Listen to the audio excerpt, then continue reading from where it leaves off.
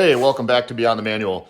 Today we are going to talk about radiators and my dilemma and how many I've bought over the course of the last 2 weeks, trying to get something that's going to fit to my liking in that without doing a bunch of cutting and modifying in my lower radiator support, because I just don't want to do it. I don't. So instead we're going to do the right thing, and I'm going to show you what I'm cobbling together. And we're gonna fit it to the fans that I want to run because I'm stubborn, and we'll see if it fits in here. So let's get to it.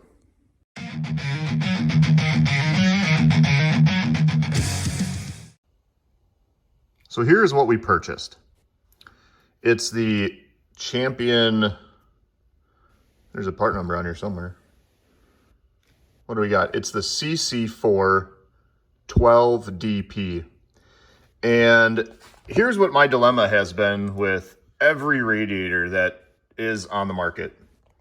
None of these dimensions, okay, not none, most of these dimensions aren't accurate. It's like they're general, yeah, it should be plus or minus an inch, which maybe is fine for a lot of applications, but not for me. After seven radiators, I've finally kind of landed on this because I'm honestly sick of buying and returning radiators. And let me show you, if we get up underneath the car here, what my big issue is. So here we're looking, back out a little, at the space, right? So this is my Vintage Air unit here, and the Vintage Air hard lines that come out and run along the side there. And I know you can see my transmission cooler lines there, but honestly, they don't stick out any further than those Vintage Air hard lines, and those hard lines came with the Vintage Air kit. So what that does or doesn't do for me is it reduces my left to right dimension by about an inch. So most of the radiators I found are either 30 inches wide, and really you get them and they're like 31 and a half. This one was supposed to be like 29 and some change wide, but really I'm like 28 from tank to tank. And that's the measurement that I really care about. Or you find one that's the right width and the thing is like 21 inches high. And I mean, I just moved the hood into the paint booth because I'm going to slowly work on getting back into bodywork here, but I don't want to have to, at this point, cut and modify my recently painted hood to clear for a cap. And I haven't been able to find anyone that's had a YouTube video done that's an LS swap radiator, which is what I want. And that's my other sticking point, is I wanted an LS swap style radiator. And the bottom line is they're hard to fit. It was finally between this one that I already had, bought it on eBay because the Champion's actually out of them right now, or the Fluidine 82 to 92 Firebird radiator. Dimensionally, it looks like that one would fit. That's also $439. I paid $300 for this one. I'd rather, at this point, try to make this one work. So that's what we're going to do. And you might notice here, I've got this set up last night, so we're just coming up on 24 hours here. I had this aluminum stock laying around, and I don't know anyone off the top of my head with an aluminum welder. Aluminum is like the one thing that one doesn't do. I don't have a spool gun, and that one does not do AC TIG. So I did the next best thing, got some high temp JB weld. I scuffed and cleaned both surfaces really well, so it has some bite, and it's been clamped in this position here, going on 26 hours here. But I'm doing that, okay, because it's going to help me do a couple things. One, it's going to give me a right, it depends which way I'm looking at the radiator, a right side mounting point for my fans. Because remember, these are the Chevy Volt PWM Spall fans that are like 4,500 CFM, give or take. And I really want those to fit on here without having to fill a bunch of gaps, right? We want, when those things spin, we want good airflow, making sure that we're sucking as much air through the radiator as possible, not around it. So this is basically a gap filler, and I'm okay with that. I think once I put a radiator support cover over this unit, it won't be too noticeable. It's my hope. And this one is actually, and this is another thing with measurements that I'm finding with radiators, guys and girls, is that they always give you height measurements, but it's overall. Now this one's pretty close, top of the tank to top of the cap. But a lot of times this cap sticks way above the tank and all you get is an overall. And that varies depending on manufacturer, because trust me, I've called Cold Case, I've called Champion, I've called Fluidyne. Sometimes their overall height is bottom of tank to top of tank. Sometimes it includes the cap. Most of the time the sales guy or the person from Summit, no offense to them, they're not the manufacturer, but they don't know.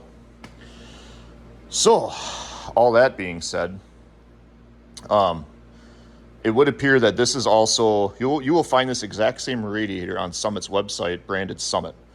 I mean, from the well dimension to the notches and the holes. So I'm pretty sure you could either get this part from Champion or find this exact unit from Summit. But can't validate that, but it sure looks like it when I looked at measurements here. So that's what we got going on. I gotta take that fan unit, lay it on top of here now, and I'm going, because I want as much airflow, like I said, through this radiator. So we're gonna go and groove that plastic shroud around some of these bead welds. We really want this to kind of sit as flush as we can to the radiator. And to help us with that, if we do have some gaps, I just cleaned the shop, and of course now I know where nothing is. But I have a bag from O'Reilly's hiding here somewhere in this mess that has a bunch of different foam in it. So if we have to take up some space, we'll adhesive some foam and then screw on or mount the fans to the radiator. Oh, here it is. Yeah, so we got a couple different varieties, but I'm just going to use some type of weather stripping and or foam to make up any big differences we have. And again, just for the sake of cooling. Now this is a slightly smaller radiator than what I initially wanted.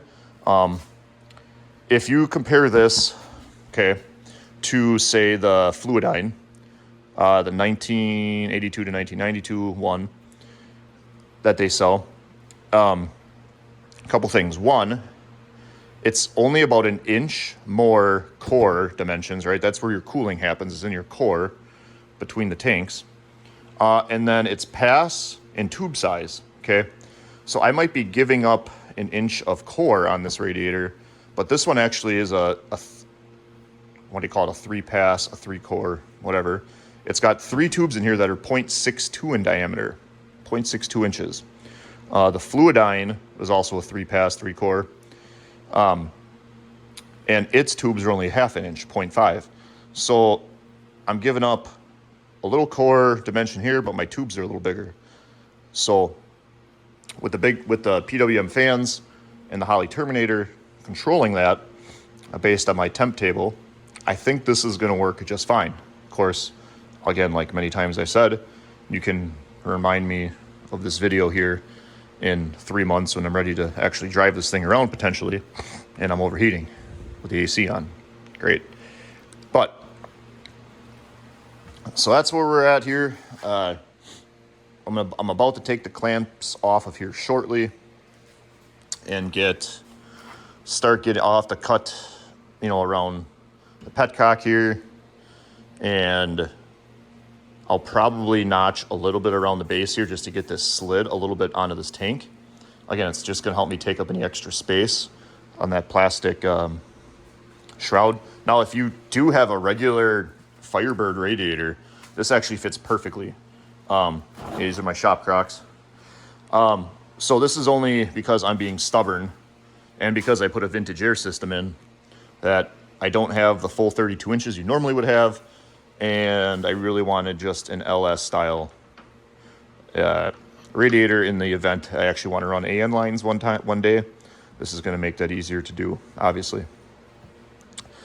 And this one, like I said, set up for LS. So this is my 4AN to 3/8 NPT adapter. And then we'll have to figure out something for an overflow. And who knows, maybe I'll use this and mount some type of overflow alongside of it, or maybe we'll hide the overflow under the front bumper cover, but that's for another day. This is definitely a big next step in getting the engine fired up.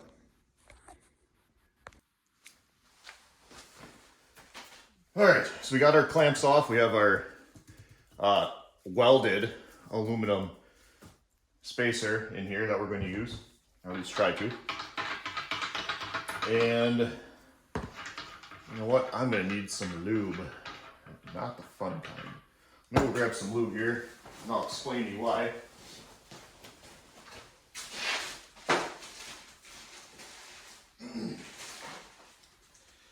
Getting it on a bag. They have so much of it, you know. They have so much lube in the shop. All right, lube. So this is just general. I think this is like mineral oil type of lube potentially, but basically these 16AN fittings here. We're gonna throw a little bit of lube on that O-ring so we don't tear it. We don't want that to tear. This is also aluminum to aluminum, and just like stainless, it does have a tendency to gall, i.e. fuse itself together and make your life a living hell. So we're actually going to use a little bit of this ARP thread sealer. Now you could use any number of things on the threads, ARP assembly lube. You could use some Permatex, the stuff that smells like toothpaste. But this is what we're going to use here. I already forgot my orientation of these. So let me go to the car quick, figure out which one needs to go on top and bottom, because we have an 1.5 inches and 1.25 inches.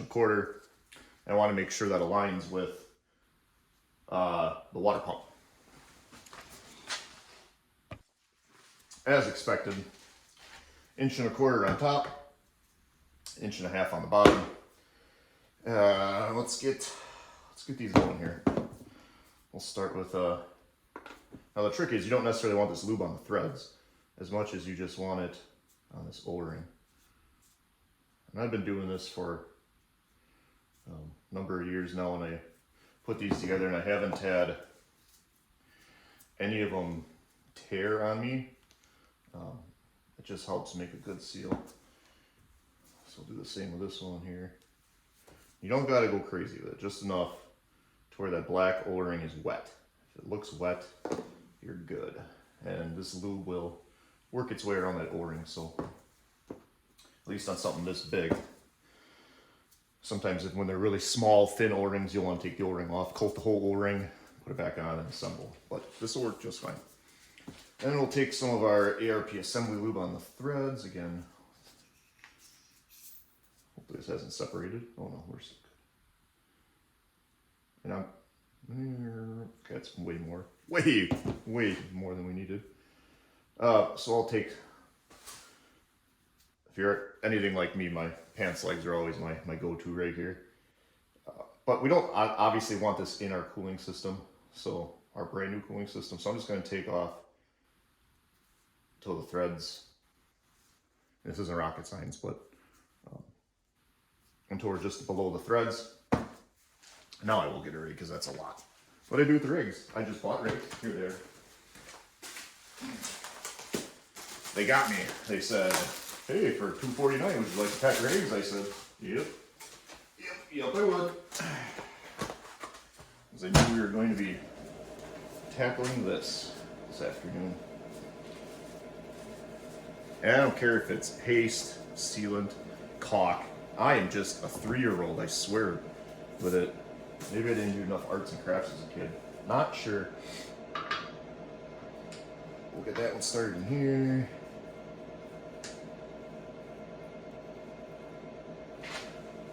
And clean up some of this. I went too heavy again. Too heavy on this. And people will say, well, you don't need that thread sealant on there. You got an O-ring. And it's really, I'm not as worried about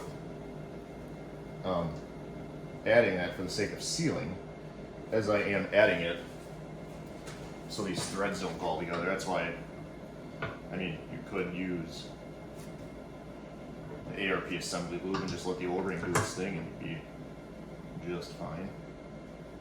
And they're gonna, no, I had got to bust out the big guy to fit this, but I don't want to tighten this to the point where we're stripping the aluminum threads. Just snug, and then just for looks, just square it off on top with the flat side up. It's kind of my standard. Okay, one done. A little less on this one. We don't need so much. Here, let's go a little bit around this time. I always get carried away with this stuff.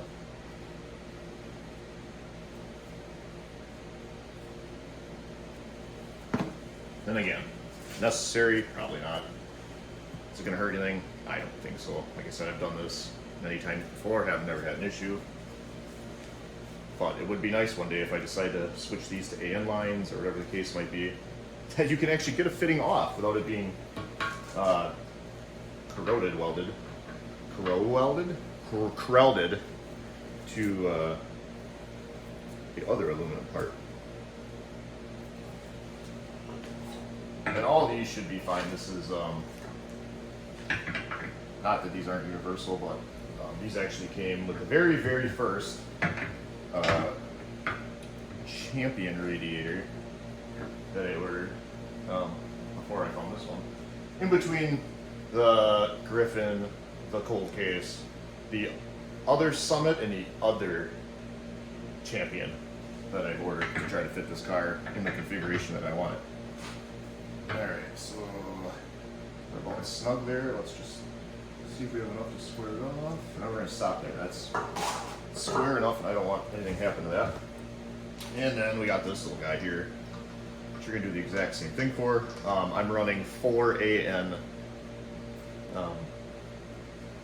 steam kit, so this will go to my T that I have waiting up on the intake. And this is actually going to have to seal, so we're going to make sure we have a good coat on this.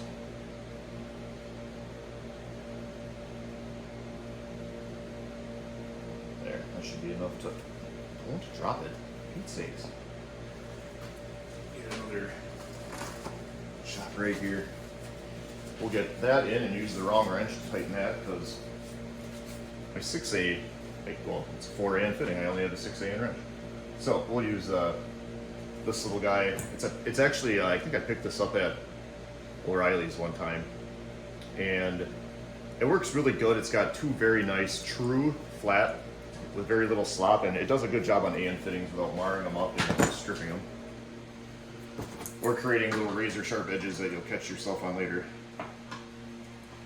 And this, I believe, is just a 3/8 NPT 4AN, and then I have just for this, I have some push lock hose and push lock fittings to go from here to the T on the steam kit that's on the intake.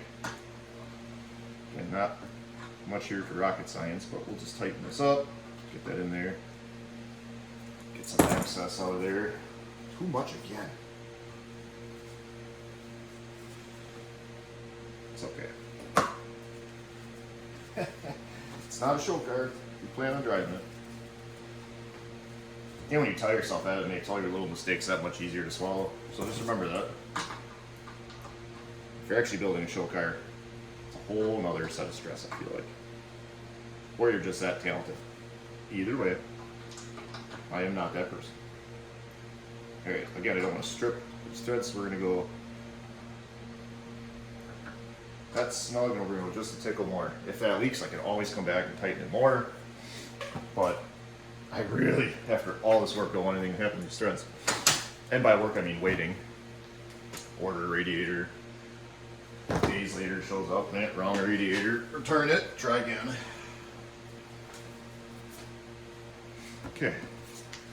We'll get the cardboard off here, because now what we're going to do, and I'll probably speed this up so you don't have to listen to me blab the whole time. But I'm going to set my fans on here, and I'm going to start probably with a little flap disc. And I'm going to start carving out around a bunch of this, saw corner off so I can get to this petcock. I'm going to trim a little bit of this out so I can get the fan scooted over a little bit this way. Again, try to catch as much airflow as we can through this radiator.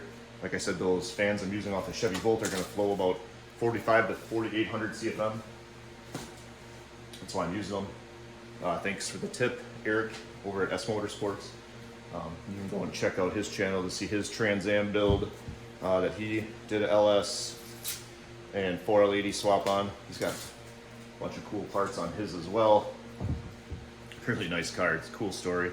Worth checking out if you're into that. And again, if you're just joining us, if you've never seen any of the videos, go ahead and check out the history on the car. I kind of go through the process when I started the channel here of what we've done to the car in that time and why this car is in particular is special to me. Oh, that's right, I threw a part away too in the garbage. I gotta go dig that out before I forget and then take the garbage out. But, all right, let's get our fans, the flap disc set up, and let's get the carbon. Turkey time.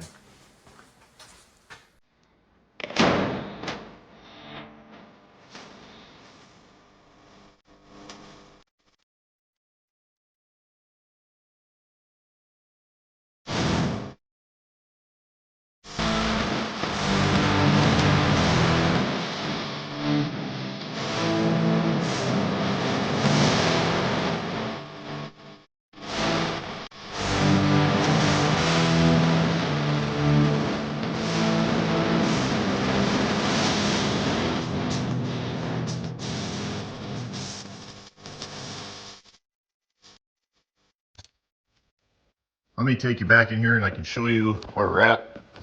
So I've notched around some of those welds. You kind of saw me maybe do that with the grinder and the high speed. Now we're not worried necessarily about this sitting exactly flush to the radiator. That's what we're gonna use our gasket material for. And you can see I have a little hole here. May just leave that one. Maybe I can try to take some of the plastic I cut off and a little epoxy and kind of box that out. But I wanted to make sure I had enough room to slide this over and still get 1.5 inch holes on there. Same over here. This gives me plenty of clearance for this guy. But I'll probably just double stack foam in here. Again, I might take some of that extra plastic, square this side off. And it's just how much air can we keep, in there. Now, these fans do not cover all the way to the bottom. Again, if you're running an absolute stock radiator, these fans work absolutely great. Again, go check out Eric at S Motorsports. He did that in that radiator. But I'm a stubborn fool and I wanted the LS. So I didn't have to deal with extra hoses. So we're going to, let me fab this up, figure out what I'm gonna do for some mounting brackets for these fan units and all of that. And I'll bring you back over here when I have a plan.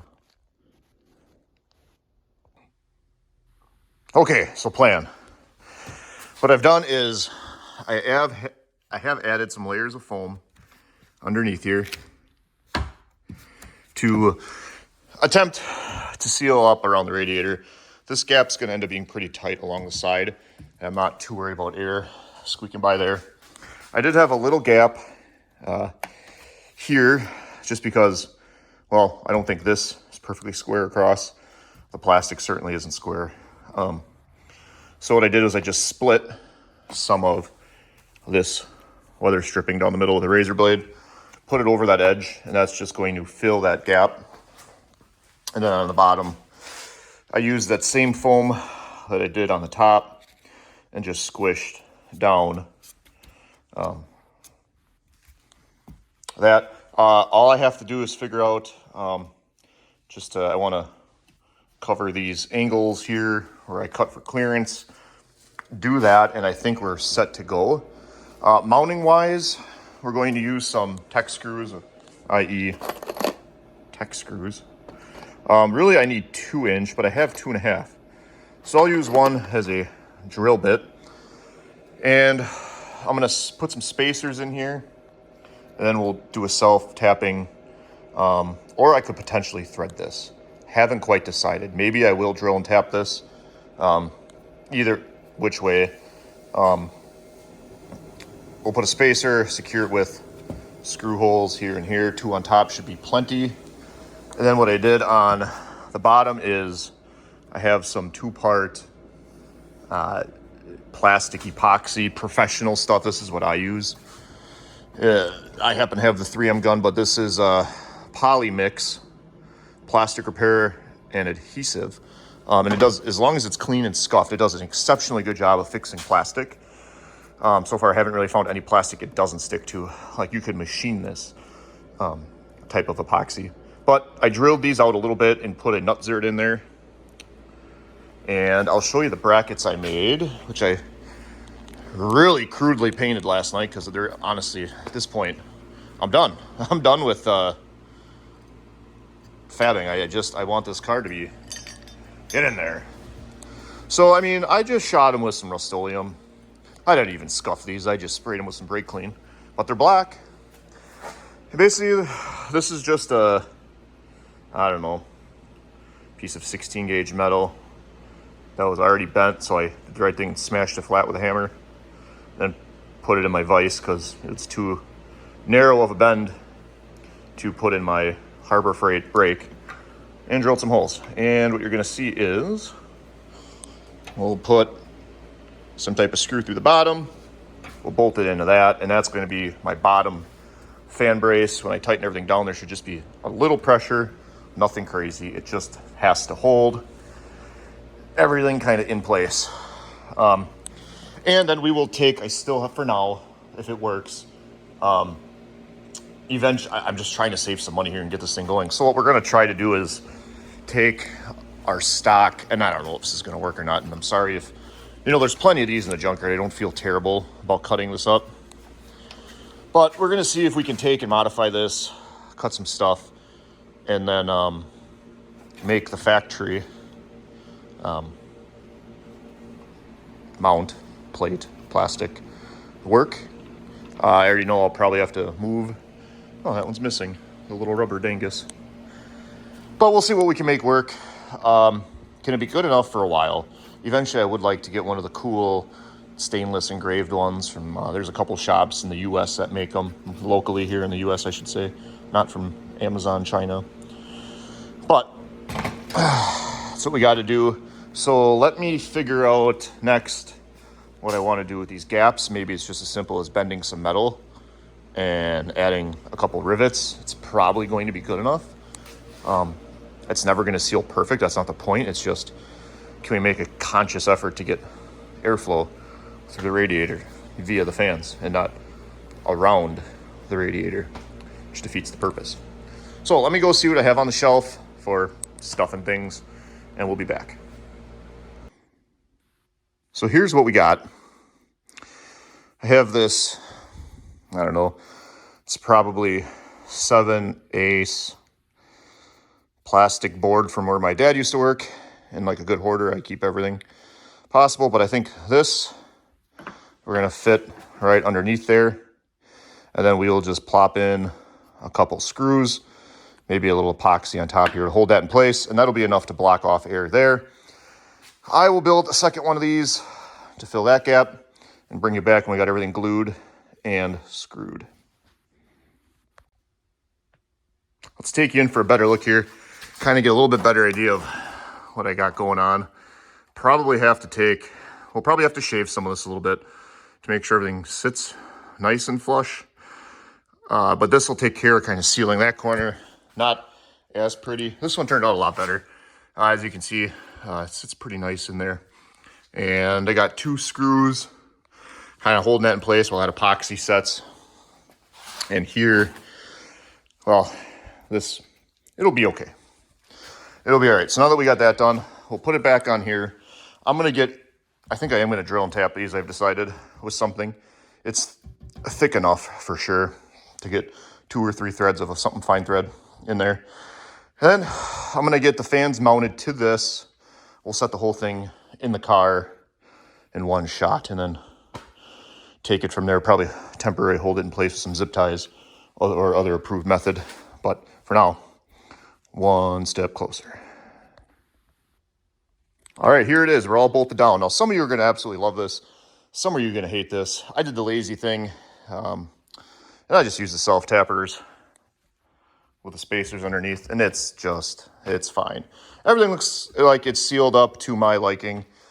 Like I said, spacers, tech screws, or self-tappers, depending on what part of the country you're in. We got my plastic spacer doodads in here, cutting off our corner. We got our homemade used spare metal bottom mounts. That's, trust me, not going anywhere. Again, we got some stainless steel self-tappers in the bottom just because that's the only size I had. That was right. Yeah, we're ready to finagle this thing into the car and hope to God at this juncture that everything... Actually, it doesn't matter. At this point, it's going in the car because I am on a mission. I finally found a goal. I have a goal now. Poverty tour, power tour, probably out. It's just, I'm one guy working between, I can only stay up till midnight so many nights. But locally, we have a car show here called License to Cruise. They shut down the entire main street, and it's, 600 to 700 cars, all this. And I think I can have it ready by then. That's late September, last week in September, or first week in October, depending on the calendar. So that's my goal. Should give me plenty of time. We are going to, I'll put a teaser out there. We are going to do something a little special with the interior when we get that far. But we got heat shields and exhausts, wide pipes to custom bend, things to play around with the headers. We still have to, we don't even know if this motor is actually going to run yet, right? We're just making an assumption that I did everything correctly. But nothing too special. And there again, there's that vintage air system that really got me on width. And just got to make sure I don't bump my AC pressure sensor that I mounted over there. And then once we got the fan in, finish up some wiring and bam, radiator hoses. All right, let me get you set up here so we can get this in the car. Here we go. We're just gonna set some zip ties down just to be ready. I'm running really low on zip ties. Oh, it's a little heavier now with the fans on it. Don't drop it. Don't drop it. Oh, we're probably going to need some type of rubber feet mounts too, aren't we? Yeah, now that we got slightly different radiator. Timeout. Let me take a timeout. I'll be right back. Time in. We added some homemade mounts because I still have to sink this radiator down a little bit. So we might have to play a musical radiator pads here for a minute, but oh, I forgot about the power steering pump. Or not the pump, the gearbox. Chances it fits, 10%. Or am I gonna have to do more trimming? Oh, tight like tiger. Okay. That's why we test fit things.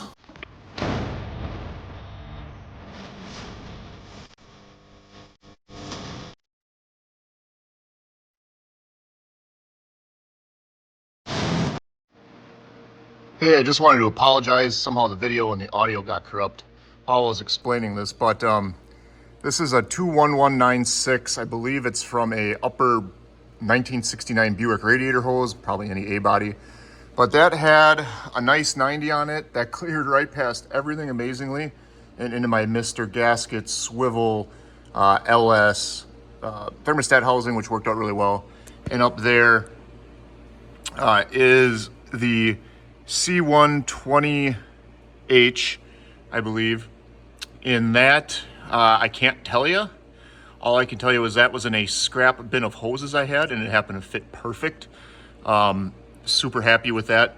But I'm sure if you look up that part number, you can certainly determine what that's from. But all in all, everything from clearance to the gearbox and everything, super happy with the fit and finish. Everything kind of has a place and a home now, and super finally grateful to be done with that. So sorry again about the video and audio, but that's going to happen when you're an amateur like myself. All right, time for the final product. So I did end up, and actually it's kind of nice because it blocks a little bit of this ugly top that I put on there, that spacer. But now you can kind of see why I put the spacer on the side of the radiator. And actually trimming the top of that factory radiator cover worked pretty good. You can see I just have a couple screws holding it in now. But I cut it so that there's a lip. I kept a lip that faces down in there. And that's what'll hold my radiator. I'm pretty comfortable with that. I could even probably put a screw in there if I had to, but I probably won't. I don't think, but maybe. We'll have to play with it a little bit to see where it makes sense to potentially put maybe a screw or two through the top of this. But that's gonna work just fine, and I think for a first go, it saves some money. It looks like I have some room down there to work in a lower rad hose. That's probably not going to be fun, but I've heard they never are. So that is where we're going to leave this. I very much appreciate you guys sticking through with this build.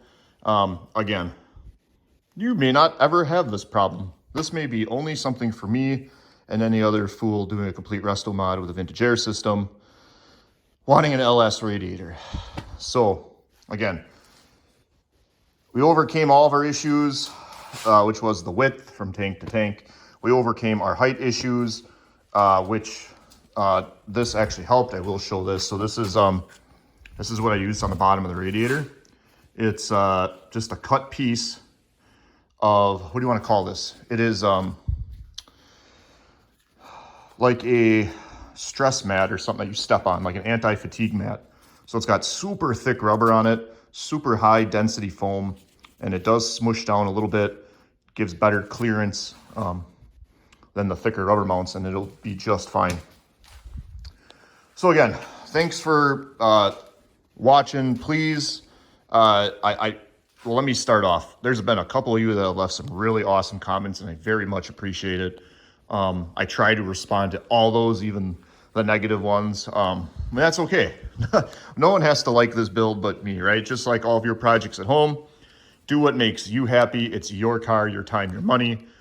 And at some point in the future, I know I'm going to like to drive this, and I'm going to know that I've built every part of this myself. And that's what you just got to take away and remember. So with that, again, thank you for watching this episode of Beyond the Manual. Please hit that like and subscribe, and we will see you next time.